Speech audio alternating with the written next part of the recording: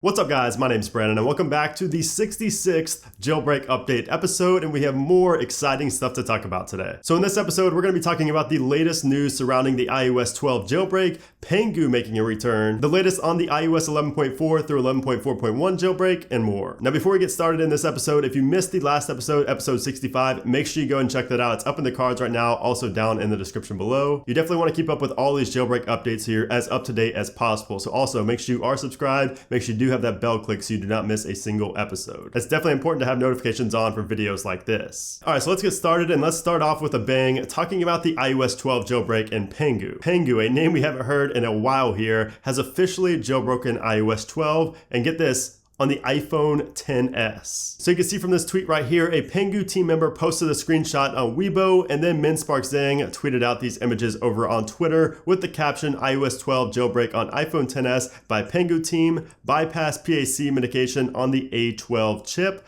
That's amazing. So yeah, it's amazing for multiple different reasons, but the main reason, if you've been in the jailbreak game for a while like I have, is that Pangu. I mean, we haven't heard anything from Pangu in a while. A lot of people kind of just assume that they stopped working on iOS exploitation, but just seeing the name Pangu for some reason brings me joy. I just love Pangu so much. Obviously, we have not had a release from them since the iOS 9.3.3 jailbreak, but it's still awesome to see that a jailbreak team like Pangu is still working in the iOS scene. Now, another thing that's amazing is that the A12 chip, Apple's new A12 Bionic chip, has been pwned. A lot of people, including Coolstar, said that it was going to be near impossible to jailbreak these new devices on iOS 12. Well, it didn't take long. We already have a jailbreak on the new iPhone XS from none other than the Pangu team. So yeah, I did make a video saying that it was going to be near impossible to jailbreak the A12 devices, but that's just because a lot of other people said it. And in those past videos, or in that past video, I only said it in one video, I said that I guarantee you that it will be jailbroken. And sure enough, it did not take long at all. We have an A12 jailbroken device. Now, of course, this is super exciting news to see that the new iPhones, that new chip can be jailbroken. iOS 12 can be jailbroken once again using possibly a different exploit than we've seen before. But let's not get to the point where we're expecting a release, because this is Pangu here. Pangu hasn't released anything since iOS 9, so I would not expect a release of this jailbreak. But regardless of a release, this is still awesome news. Now, in related iOS 12 jailbreak news, security researcher Yumeng just gave us an update on his upcoming iOS 12 bugs. He tweeted out, status on my vulnerabilities and a potential iOS 12.x jailbreak. Bugs are alive and well, and I'm able to successfully jailbreak my A11 and A10 devices. Can't say about the new ones since they aren't available in India yet, which is talking about the A12 devices, the new iPhone XS and XS Max. I'm looking at a release timeline for iOS 12.1, but there's no reason to upgrade your devices just yet if you're already jailbroken or would rather stay on iOS 11. Also, in other news, I still work on Libertas occasionally, but I'm planning to hand it over to someone more dedicated to tweak development. And by the way, Libertas is a jailbreak detection bypass that he's been working on for a while now. So yeah, it's pretty awesome news to see that Yumeng will be releasing these bugs pretty soon, and it's pretty much seeming inevitable at this point that we're gonna get an iOS 12 jailbreak at some point. And it could also be a 12.x jailbreak, so it may even be iOS 12 to 12.1, maybe 12 to 12.0.1, we don't know at this point. But it is looking like a high likelihood of having an iOS 12 jailbreak in the near future. Now let's move on to more exciting news, but this time related to iOS 11.4 and 11.4.1. So security researcher Brandon Azad recently tweeted out iOS full user space compromised via malicious crashing, and then he posts a link to the GitHub page there. Versions up to 11.4 are vulnerable, but the exploit only targets 11.2.6. The write-up also discloses some new mitigation bypasses. And that GitHub link right there takes you to this page where he shows off basically all of the code for the exploit,